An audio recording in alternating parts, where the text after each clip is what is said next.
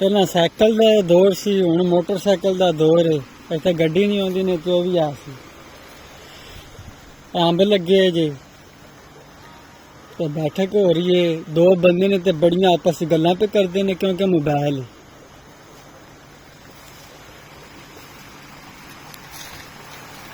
Motor चली है, पानी लगे है।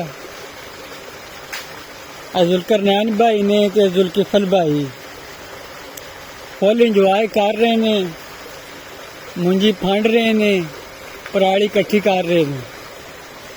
लहरा माशाल्लाह चंगा है। इन्होंने बड़ी बार आख्या वे महीना पूरा होंदे तनखा लभ जे करे दी तुसी की काम शुरू किते है।